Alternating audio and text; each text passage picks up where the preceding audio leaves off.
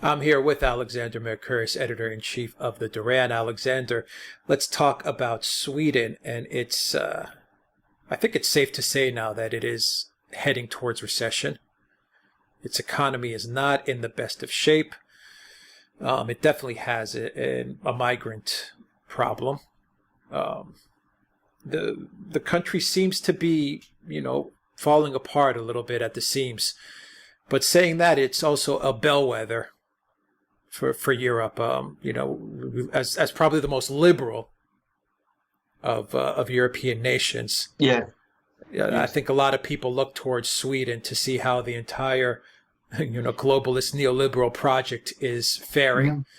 Yeah. And the news is not encouraging. I think you sent me the message that Sweden is very much like a German 2.0 at this point.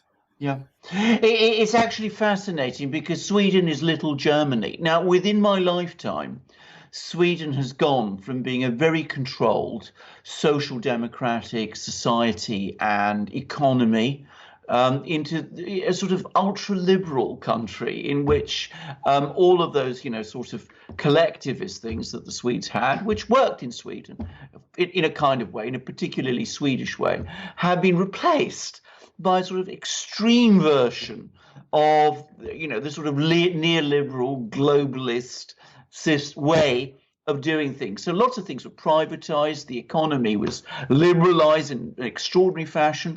It was opened up. The Social Democrats historically, were very, very careful to keep Swedish businesses in Swedish hands. It was thrown open, as I said, to everybody by the Social Democrats, incidentally, as well. And, today's Social Democrats in Sweden, as in Germany, are ultra liberals. That's what they really are. And of course, as happens everywhere now in Europe, where ultra liberal parties gain power or neoliberal parties gain power, the doors are thrown open to massive migration, just like in Germany. And what is happening is almost exactly the pattern that you see in Germany. You see negative interest rates. Now, Sweden is not in the Eurozone. It retains its own currency. It has its own central bank, but it also has negative interest rates like Germany has, which are again creating havoc within the Swedish economy. Exploding debt levels. Swedish personal debt levels are now at sky-high levels. They have something that the Germans have basically more or less avoided. The Germans have managed to keep housing prices in Germany under a sort of control. In Sweden, they've exploded. And all the indications now are that the wheels are coming off, the economy is going downhill, unemployment is rising, and Sweden appears to be in recession. It's a very open economy, like the German economy is, very dependent on world trade. World trade is shrinking, partly because of the trade wars, but mainly, I think, more, in my opinion, because of the turn of the economic cycle. And Sweden is very exposed. Now, as I said, they allowed this huge immigration into Sweden. That's created massive problems for Sweden's absolutely sprawling welfare state system, which is a legacy of its former social democratic past. But remember, social democratic welfarism in the 60s was for a very homogeneous Swedish society. Sweden, with all this huge immigration, is not a homogeneous society anymore to anything like the same extent. These people are not being assimilated to any great extent, any great degree. And Sweden now has an exploding crime problem with a huge increase in murder rate, knife attacks, violent crime, sexual assaults on women, all of which I've no doubt at all is connected to a great extent, firstly with the unemployment increase, but mostly by this huge migrant increase as well. So all of these various problems are coming together in Sweden as they are in Germany, but in an even more acute degree. Is Sweden, would you say that Sweden is kind of or has always been the neoliberal guinea pig of Europe? I mean, it seems that, everything, these welfare state ideas and these neoliberal ideas, these globalist ideas always seem to, launch from Sweden. And that everyone always cites Sweden as the example country, yes. When they're trying to get, whatever neoliberal programs into their own country. Yes. Someone in France will say, well, look at the Swedish model. Yes. You see, of course, a lot of people don't always understand what the Swedish model is. And as I said, today's Sweden is very, very different country from the Sweden of, say, 1960 or 1970. But what is true about Sweden is that it is a country that sets the fashion. It's one of these places which people, as you rightly say, tend to imitate because it is seen as rich and successful.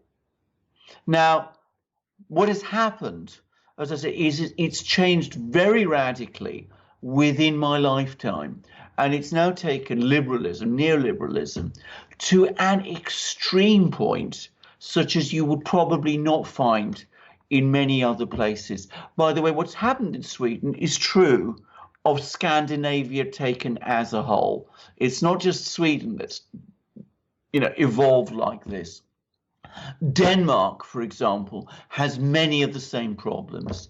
But can I just also say another aspect of the Swedish situation is that just as in Germany, there is huge resistance from the political class to any change or any attack on the model or any suggestion that things should be changed. You see exactly the same in Sweden. And again, in Sweden, as in Germany, anybody who challenges this model, either from the left or the right, if they're right-wing, they're called fascists. If they're left-wing, they're called Stalinists. Every attempt is made to keep them down and to keep them out. And large sections of the population are manipulated very effectively through this sort of rhetoric.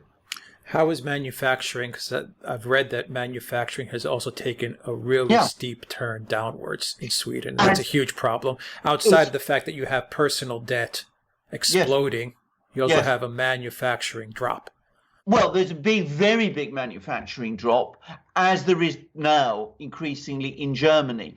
And this is very important because, of course, Sweden relies like Germany does, on its manufacturing exports to fund the rest of the Swedish project. Just as Germany relies on its exports, so Sweden depends economically very heavily on its exports.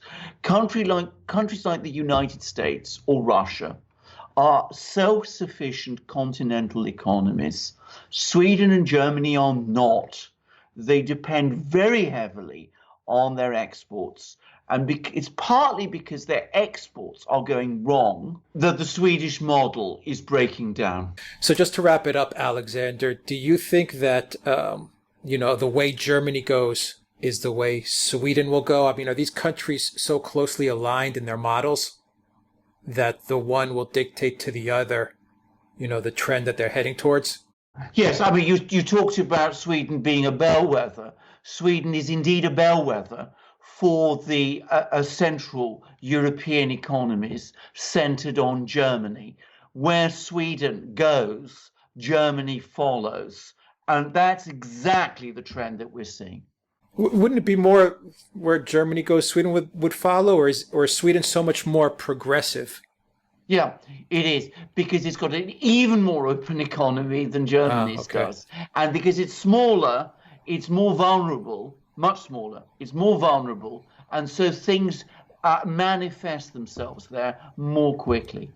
And would that be a sign then of what could possibly even reach, say, the United States? In other words, if Sweden is the most open economy, and you're seeing what's happening to Sweden, and then it's just going to, move over to, say, Germany and just start spreading?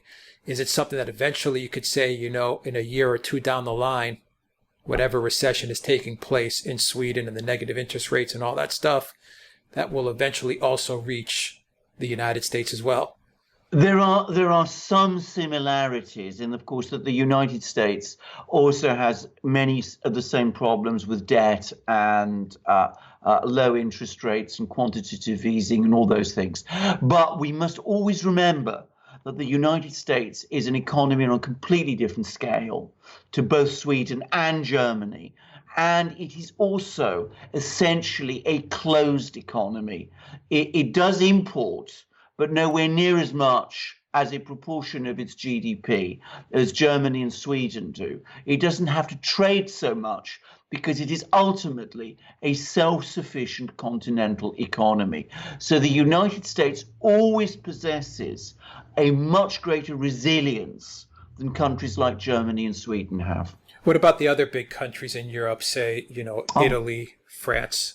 And maybe you may even want to, briefly touch upon the UK as well. So we see all this stuff happening to Sweden, and we see a lot of it happening to Germany. Is this stuff that will hit France, Italy, and maybe reach the UK? Absolutely. I mean, if I may say so, France and Italy look even more vulnerable in some ways than Germany does. I mean, they've never managed to sort themselves out post the 2008 crisis. Britain is a slightly different category because its economy has a very, very different structure. It doesn't depend so much on manufacturing. And of course, it is a historically high deficit country that looks to financial services to keep it afloat, and its very bloated housing market. Britain has many, many problems, but they're different problems. And again, one shouldn't make too many parallels between the problems in Sweden and in Germany and those in Britain. Britain's problems will come if the world financial system goes bad, because, of course, Britain is so much a focus of that. All right. Alexander Mercouris, Editor-in-Chief of the Duran. Thank you very much. Guys, if you like this video, click on the subscribe button down below and click on the notifications bell to make sure you get notifications when we push out a new video. Also, smash that like button and share the channel with everybody you know. Help us get to 100,000 subscribers. Also, you can get a copy of this video on iTunes and on Soundcloud. You will find links to the audio version of this video in the description box. And please donate to us on PayPal, Patreon, and Subscribestar. Your donation helps keep this channel up and running. And also go to the Duran Shop, theduranshop.com, and pick up some awesome merchandise. We've got magic mugs, we've got t-shirts, and what else do we have, Alexander, outside of the mugs and t-shirts? We've got books. We've got two great books on Russiagate. We've got a great book on Brexit. We've got hats. We've got stickers. We've got hoodies, and of course, not just shirts like this. We've also got polo shirts. We've got amazing things on our shop. And actually, Alex, you've been refreshing the shop really well with all kinds of new products. I believe there's a T-shirt, which I certainly want, which has the same badge of the Alpha Force, as you see on this absolutely great and tremendous Duran mug, one of our magic mugs. And of course, this is the other mug, but this is the one I'm actually drinking from at the moment, my Earl Grey tea, with Sergei Lavrov, the great foreign minister of Russia, on it.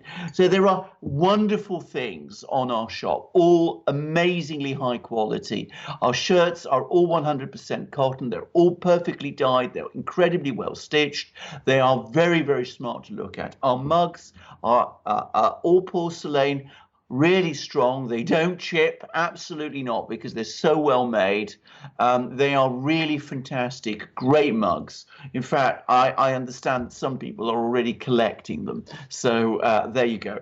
So go to our shop. You can find all these great things there. Help the Duran by doing so. Help yourself by doing so. Alex will tell you how to do it. You will find the link for the Duran Shop in the description box at duranshop.com. And also don't forget, you can also find us on BitChute. I always forget to add that in there, but you can go to BitChute and find our videos there as well. Alexander Mercouris, thank you very much. Until next time, everybody, take care.